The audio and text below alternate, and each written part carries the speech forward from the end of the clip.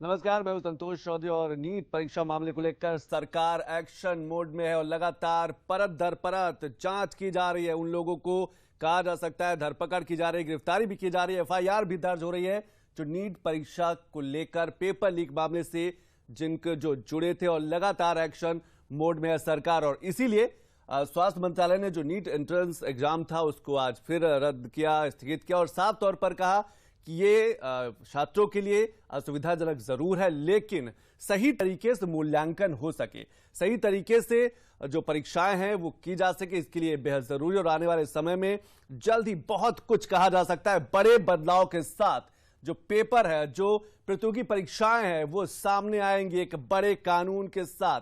और इसीलिए लगातार सरकार एक्शन मोड में है। कई राज्यों में गिरफ्तारी भी हो रही है, धरपकड़ भी की जा रही है और छापेमारी भी हो रही है। चाहे बिहार की बात करें, उत्तर प्रदेश की बात करें, अब से कुछ ही देर पहले महाराष्ट्र में भी सीबीआई ने कुछ लोगों को गिरफ्तार किया है। तो ये लगातार प्रतियोगिता परीक्षाएं हैं उनमें किस तरीके से पारदर्शिता को बढ़ावा दिया जा सकता है, ये आप तस्वीरें देख सकते हैं। ये कुछ उन लोगों को सीबीआई ने आज गिरफ्तार किया है। गिरफ्तार इन्होंने 21 जून को किया था, लेकिन झारखंड के देवघर से, लेकिन मेडिकल जांच के बाद पटना के एलएनजेपी अस्पताल से ले जा रहे नीट यूजी मामले में 6 आरोपियों को गिरफ्तार किया। ये कुछ तस्वीरें आप देख सकते हैं जो 21 जून को झारखंड के देवघर से गिरफ्तार किया था। ये ऐसे लोग हैं जो पेपर लीक मामले से जुड़े रहे और सीबीआई लगातार जांच कर रही, परत दर परत जो मामले हैं, परत दर परत कई बड़े चेहरे, कई नाम उभर कर सामने आ रहे हैं। और सिर्फ झारखंड नहीं, उत्तर प्रदेश, बिहार की बात करें, महाराष्ट्र की बात करें, देश भर में पहले जो नेक्सस है, जो चेन है, उसको तोड़ने की कोशिश की जा रही है। और कहा जा सकता है कि ये आखिरी प्रहार है ऐसे लोगों पर। जिस तरीके से नए कानून सामने आएंगे आने वाले दिनों में, उससे एक बड़ा बदलाव देखने को मिलेगा। तो ये कुछ तस्वीरें आप देख रहे हैं कि जो लगातार सीबीआई जो है, क्योंकि अब नीट परीक्षा का जो पूरा मामला है सीबीआई के हाथ में है और अब इसीलिए लगातार गिरफ्तारियां भी हो रही हैं, एफआईआर भी दर्ज हो रही है। मकसद यही है कि प्रतियोगिताएं जो परीक्षाएं उसमें पारदर्शिता रहे, जो परीक्षाओं की एक पवित्रता होती है वो बरकरार है, क्योंकि लाखों छात्रों की मेहनत, उनके हित, कहा जा सकता है उनके सपने में। लगातार प्रतिक्रिया भी आ रही, कुछ प्रतिक्रिया सुन लेते हैं, उसके बाद हम अपने मेहमानों से इस बात का पूरा विश्लेषण भी करेंगे। हम सरकार से यही अनुरोध करते हैं, इस पे सख्त से सख्त कदम उठाए। नीट पीजी के एग्जाम को जो कंडक्ट करवा रहा है, नीट यूजी के जो एग्जाम को कंडक्ट करवा रहा था एनटीए, सब पे सख्त से सख्त कार्रवाई होनी चाहिए, तत्काल प्रभाव से होनी चाहिए। ये जो कदम उठाए गए हैं, ये क्योंकि त्वरित गति से उठाए गए हैं, इसलिए कदम बहुत अच्छे हैं। किसी भी एग्जाम की इंटेग्रिटी यानी उसकी शुचिता को यदि हमें रखना है तो उसके लिए 3 चीजों की आवश्यकता होती है। 3 चीजें महत्वपूर्ण हैं। एक तो पीपल, जो व्यक्ति उसमें इन्वॉल्व हैं, दूसरा प्रोसेस, जो उसमें प्रक्रियाएं हैं, और तीसरा इंफ्रास्ट्रक्चर, जो उसका आधारभूत संरचना है और जो उपकरण इत्यादि हैं। तो यदि हम देखें तो सरकार ने तुरंत ही जो डीजी थे एनटीए के, उनको हटा दिया और उसकी जगह एक दूसरे व्यक्ति को लेकर के आए हैं। साथ ही एक हाई पावर्ड कमेटी का गठन किया गया है। तो लगातार शिकंजा कसा जा रहा है, लगातार कहा जा सकता है कि प्रहार हो रहा है ऐसे लोगों पर जो पेपर लीक से जुड़े, ऐसे लोगों पर जो परीक्षाओं की जो पवित्रता है उसमें दखलंदाजी करते हैं, ऐसे लोग जो लाखों जो छात्र हैं उनकी मेहनत पर एक सवाल खड़ा कर देते हैं, उनकी मेहनत पर सवाल निशान लगा देते हैं। 2 खास मेहमान हमारे साथ जुड़े हैं जो लगातार इसका विश्लेषण करेंगे। अभी आपने हिमांशु राय जी को सुना, हिमांशु राय जी जुड़े हमारे साथ, डायरेक्टर है आईआईएम से। हिमांशु राय जी, आपका बहुत बहुत स्वागत हमारे इस कार्यक्रम में जुड़ने के लिए। और इसके साथ साथ हमारे साथ रुद्र प्रताप दुबे जी हैं, लखनऊ विश्वविद्यालय के प्रोफेसर। आप दोनों मेहमानों का स्वागत। लेकिन कुछ आंकड़ों पर नजर डाले थे, क्योंकि आज जो एंट्रेंस परीक्षा रद्द हुई है, कितने विद्यार्थी थे, किन किन शहरों में था, इसके साथ साथ सरकार के एक्शन क्या है, इस पर भी हम जरूर नजर डालते हैं। क्योंकि ये आने वाले दिनों में जब ये जो कहा जा सकता है कि चेक एंड बैलेंस, जो चीजें निकल के आएंगी, उससे विद्यार्थियों के हित और अधिकार छिपे हुए। तो एक बड़ी तस्वीर आप देख सकते हैं कि आज जो परीक्षा रद्द हुई है उसको लेकर, परीक्षा थी 23 जून जो रद्द हो गई है, लगभग कितने विद्यार्थी हैं इन पर नजर डालते हैं। कितने शहरों में होना था? लगभग 292 शहरों में, देश के अलग अलग शहरों में होना था। उम्मीदवार लगभग 2,28,757 जो छात्र थे वो नीट एंट्रेंस एग्जाम से जुड़ने वाले थे। इसके साथ साथ अगर पुरुष अभ्यर्थियों की बात करें तो लगभग 1,22,961, महिला अभ्यर्थी लगभग 1,05,751 के आसपास। तो इसीलिए सरकार चाहती है कि अब आने वाले दिनों में परीक्षाओं की पवित्रता से कोई दखलंदाजी ना कर पाए, कोई छेड़छाड़ ना कर पाए। एक दूसरा भी आंकड़ा हम देख लेते हैं, क्योंकि ये आंकड़े जरूर बताते हैं कि किस तरीके से सरकार एक्शन मोड में है और आने वाले दिनों में इसका असर भी देखने को मिलेगा। जिस तरीके से सीबीआई जांच कर रही है, जिस तरीके से राज्यों की पुलिस भी कहा जा सकता है एक्शन मोड में है। कुछ और आंकड़े, एनटीए सुधार के लिए 7 सदस्यीय, ये बड़े सुधार, बड़े काम किए गए हैं।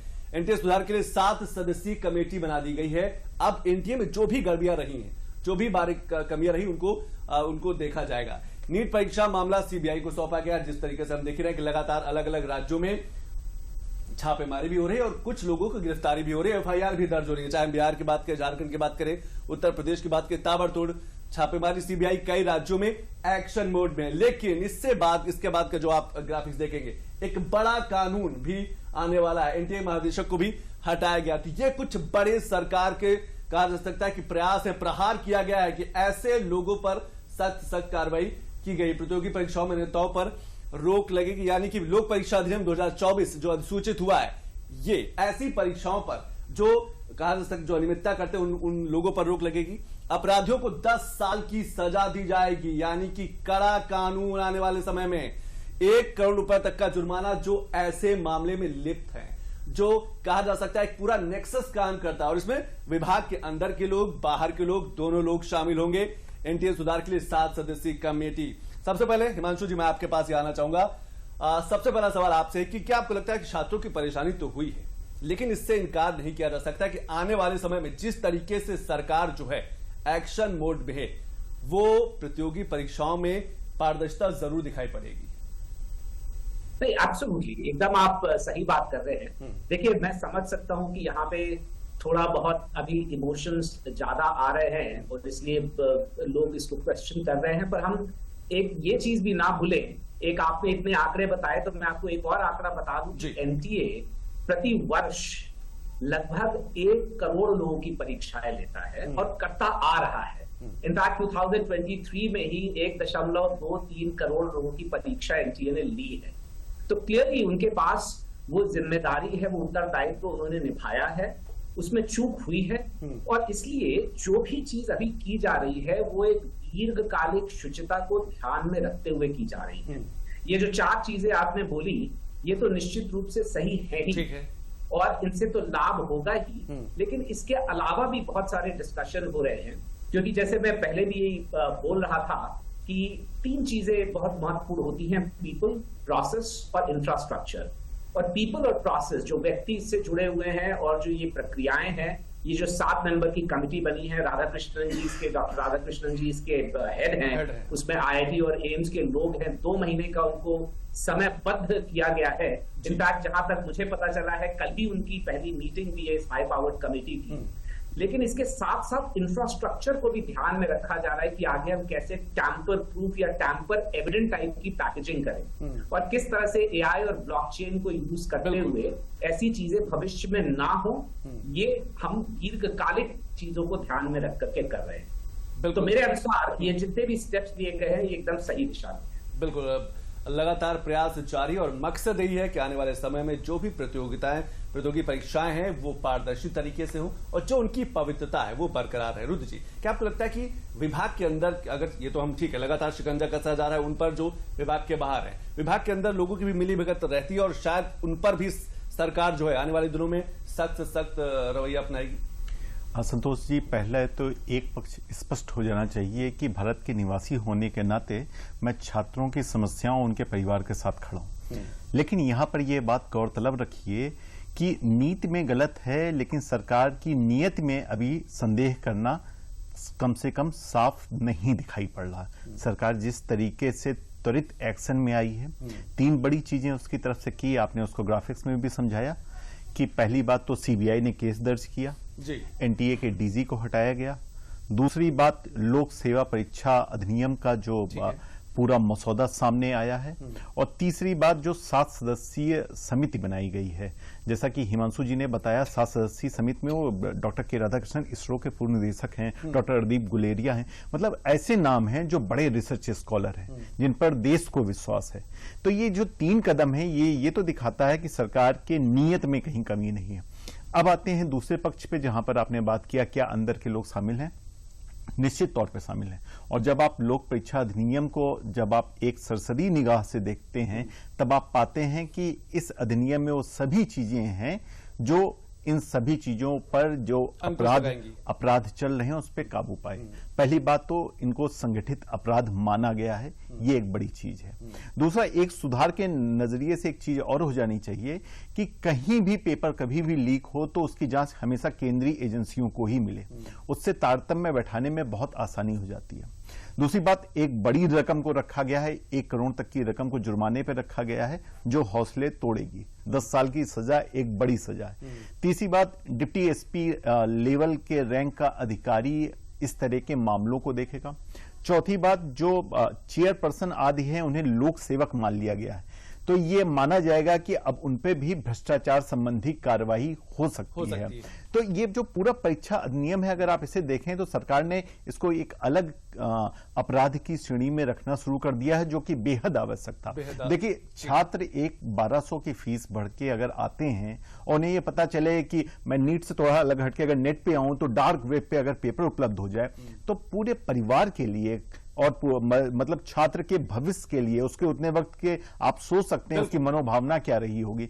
तो हमें छात्र और परिवार के साथ खड़ा रहना है, लेकिन लोकतंत्र हमेशा विश्वास पे कायम रहता है। ऐसी एजेंसियां, जिसको हिमांशु जी ने कहा कि वो लगातार 1 करोड़ लोगों के साथ परीक्षाओं को कराती आ रही है, एक इतिहास रहा है, उज्जवल इतिहास रहा है। तो एक बार की गलती पे हमें यह सोचना चाहिए कि सरकार अपनी तरफ से बढ़ के प्रयास कर रही है, थोड़ा सा साथ खड़े रहें, निश्चित तौर पर उसका असर दिखाई पड़ेगा। बिल्कुल, थोड़ा सा साथ खड़े रहने की जरूरत है और लगातार सरकार प्रयास भी कर रही है। हिमांशु जी, किन किन स्तर पर प्रयास किए जा सकते हैं? क्या आपको लगता है कौन से ऐसे स्टेप है जहां पर आने वाले दिनों में बड़े बदलाव की जरूरत है? ठीक है, परीक्षा रद्द हुई है, छात्रों को कहा जा सकता है कि उनको असुविधा हुई है, उनको नुकसान भी पहुंचा, लेकिन अब जो आगे की प्रक्रिया होगी, किन किन स्तर पर काम किया जा सकता है?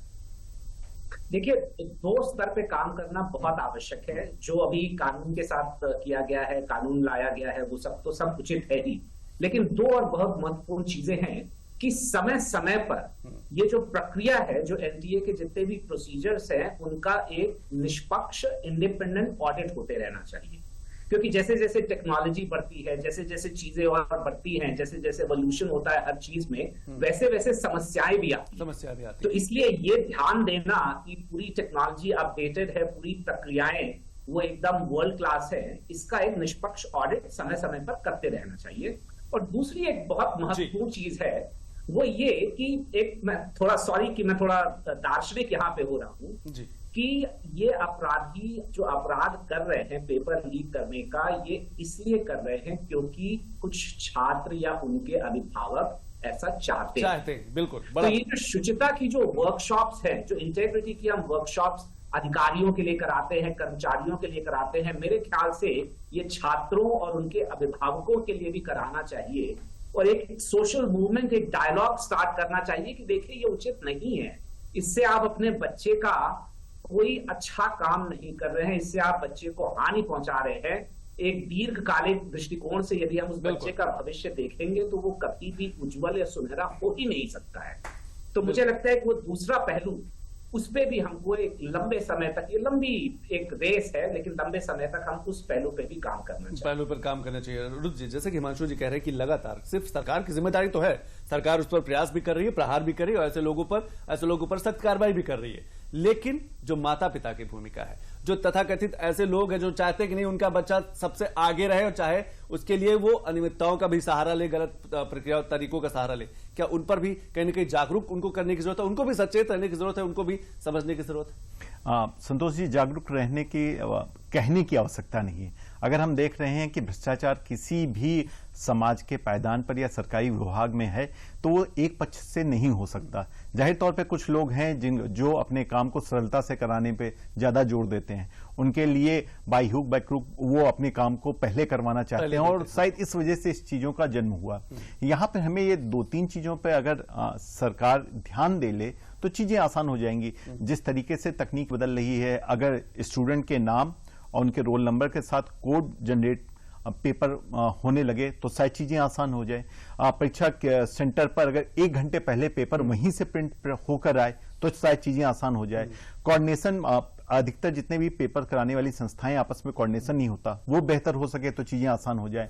सरकारी नौकरियों का एक केंद्रीय कैलेंडर बन जाना चाहिए जिसपे आपको पहले से चीजें पता रहे।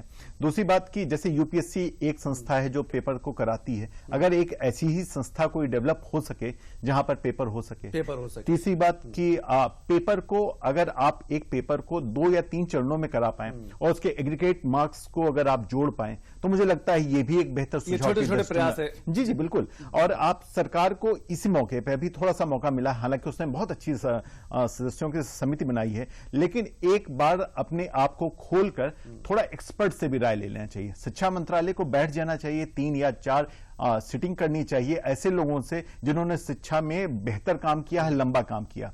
आपको उनसे राय लेनी चाहिए किस तरीके से हम आगे बढ़ सकते हैं। और एक जरूरी चीज, रोजगार में कौशल विकास पर अभी से बल देना प्रारंभ कर देना चाहिए, तो चीजें आगे के लिए आपके बहुत आसान हो जाएंगी। बिल्कुल, मैं हिमांशु जी आपके पास आऊंगा, लेकिन लगातार अगर भले ही क्योंकि नीट परीक्षा रद्द हुई है, पेपर लीक का मामला है, तो सियासत भी बहुत हो रही है कुछ, लेकिन सियासत जो कर रहे हैं, जो विपक्ष के लोग जो सियासत कर रहे हैं, हमें लगता है उन्हें अपने अपने राज्यों में भी, अपने अपने शासनकाल में भी देखने की जरूरत है कि आखिर उस समय क्या हालात थे, उस पर एक नजर डालते हैं। उसके साथ साथ कुछ प्रतिक्रियाएं भी सुनाते हैं, क्योंकि देश भर से लगातार कहा जा सकता है कि आरोप और प्रत्यारोप का दौर जारी है।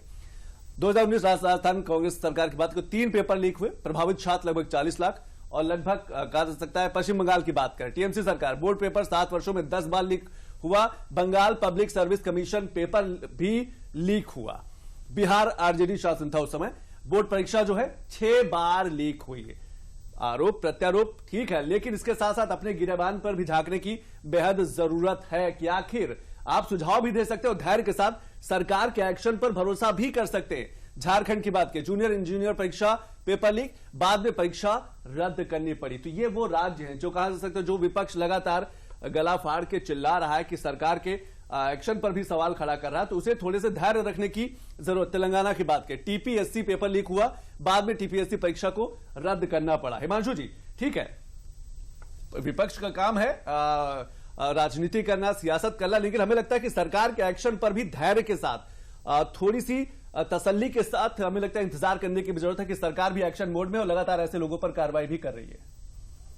मैं यहाँ पे एक बात कहना चाहूंगा, मैं राजनीति की बात यहाँ नहीं करना चाहता, चाहे वो पक्ष हो चाहे प्रतिपक्ष हो। प्रतिपक्ष का भी अपना एक उत्तरदायित्व होता है, कर्तव्य होता है, लेकिन हर व्यक्ति को ये समझना चाहिए कि वो जो बोल रहे हैं उसका क्या प्रभाव उन छात्रों पे पड़ रहा है जो कि प्रभावित हैं।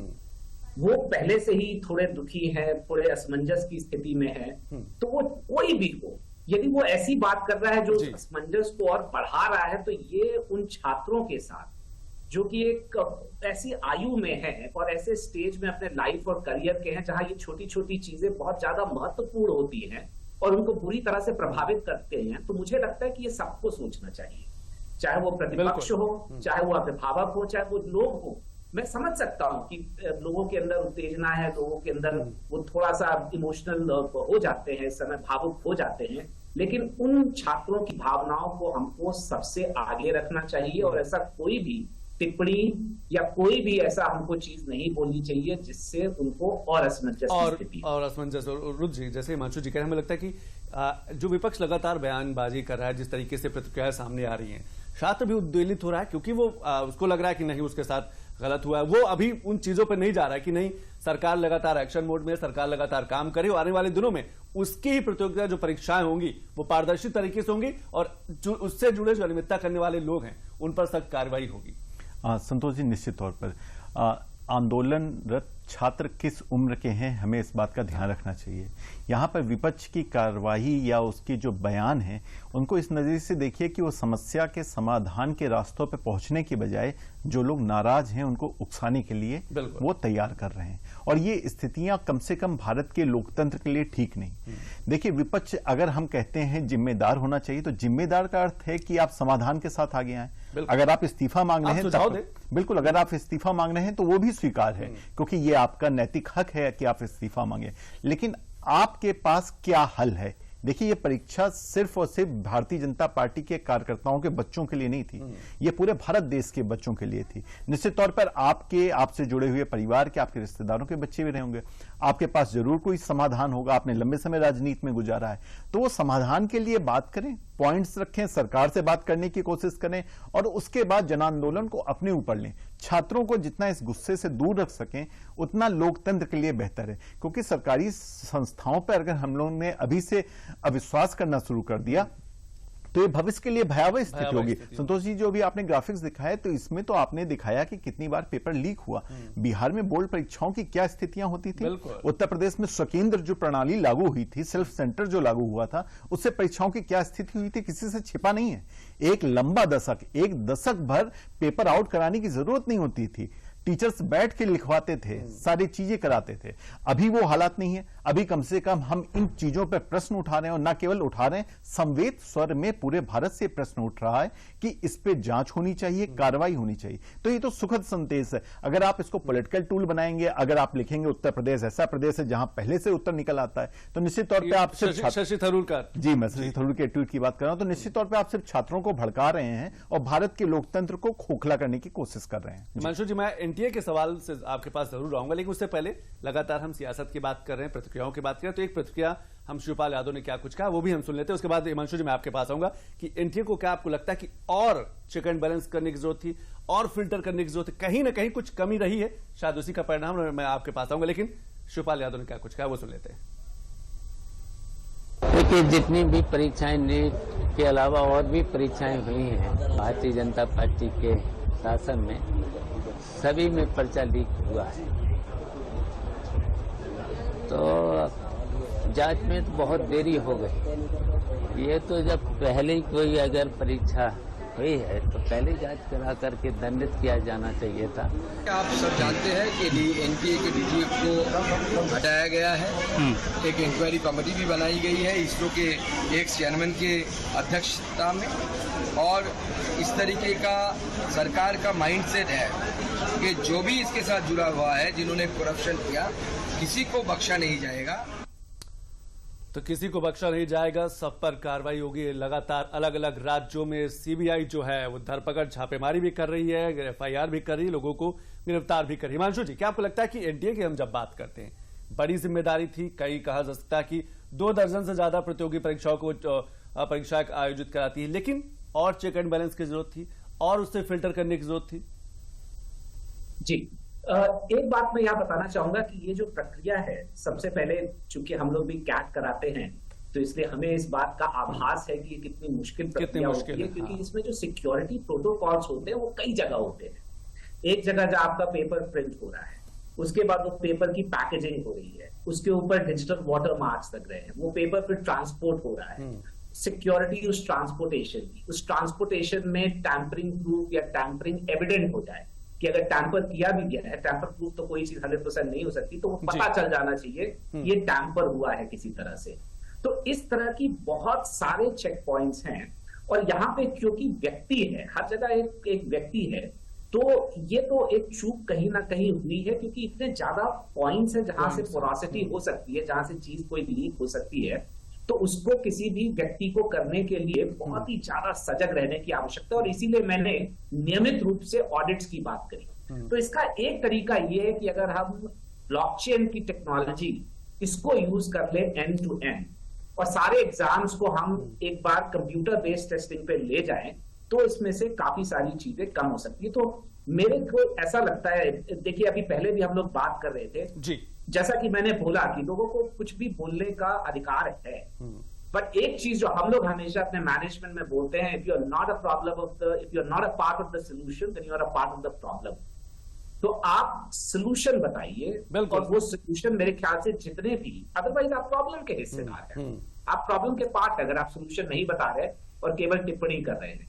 तो इसलिए मुझे लगता है कि जो भी चूक हुई हो उसको देख करके और एक दीर्घकालिक हम एक प्लान बना करके रखें, ताकि ये जितने भी सिक्योर पॉइंट्स हैं, जितने भी ये सिक्योरिटी प्रोटोकॉल में जितने भी पॉइंट्स हैं, इनको कैसे हम प्लग कर सकते हैं ताकि आगे कोई लीकेज ना पड़े। और इसके लिए डिजिटल हो जाना एक मेरे ख्याल से बहुत बढ़िया तरीका है। बिल्कुल, आपने सही कहा कि समस्या के साथ साथ समाधान बताना भी बेहद जरूरी है। क्या आपको लगता है कि लोक परीक्षा अधिनियम की बात करें या फिर हम चेक एंड बैलेंस की बात करें, एनटीए को और पारदर्शी तरीके से काम करने की जरूरत बात करें, जैसे हिमांशु जी कह रहे हैं कि समय समय पर ऑडिट होना चाहिए, ये सारे प्रयास बड़े बदलाव ला सकते हैं। ठीक है, गलती हुई है, कहीं ना कहीं लापरवाही रही है, कमियां रही, लेकिन आने वाले समय में एक ट्रांसपेरेंसी, एक पारदर्शिता वाली परीक्षाएं उम्मीद की जा सकती है। बिल्कुल उम्मीद की जा सकती है। ब्लॉकचेन जो तकनीक हिमांशु जी ने कही है, शायद इस वक्त की वो सबसे बेहतर तकनीक हो सकती है जहां पर हम कंप्यूटर जनित परीक्षा प्रणाली की ओर जाएं। और मैंने पहले ही बात कहा, आधार और बायोमेट्रिक्स को जिस तरीके से अगर हम काम दे सकें